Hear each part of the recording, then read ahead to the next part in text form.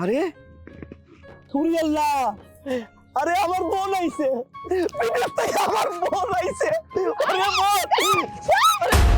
কি সমস্যা? Common sense নাই? হ্যাঁ, আরে বোন তুই আমারে ধাক্কা মারতেছিস কে? আমি তোর ভাই, আমারে চিনতে পারছ নাই? হ্যাঁ? তোমাকে চিনতে পারবো না কেন? চিনতে পারছি, কিন্তু তোমার এই নোংরা হাত দিয়ে তুমি আমাকে জড়ায় কেন ধরতেছো? আরে আমি তোর বড় ভাই, আমি তোর ধরুম না, কতদিন পরে তোরে পাইছি, আমার বোনটারে পাইছি। ওরে বাবা, তুই দেখে মেম সাহেবের মতো হয়ে গেছিস। হ্যাঁ চল, তুমি চল বাড়িতে। তোমার সমস্যা কি? তুমি কেন বারবার টাচ করতেছো? তুমি আমার বড় ভাই, তো কি হয়েছে? So what? এটা কি প্রবলেম? বোন তুই এটা কি করতেছস? এই হাত দিয়ে তো তোর ছোটবেলায় ডালে তুলে খাওয়াইছি না, এই যে কান্দে কইরা মেলায় নিয়ে গেছি না, হ্যাঁ আমারে কইতেছস চাষা ভুষা, তুই ভুলে গেছিস বোন?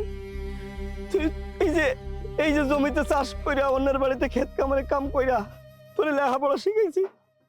তুই তো জানিস যে বাবা মা খুব ছোটবেলায় মরে গেছে গা, তারপর থেকে আমি তোরে কোলে পিঠে করে মানুষ করছি। আরে দেখ, ছোটবেলায় কি করছো না করছো সেটা ছোটবেলার ব্যাপার। এখন আমি লন্ডনে থাকি, এখন আমার সাথে এগুলো যায় নাকি?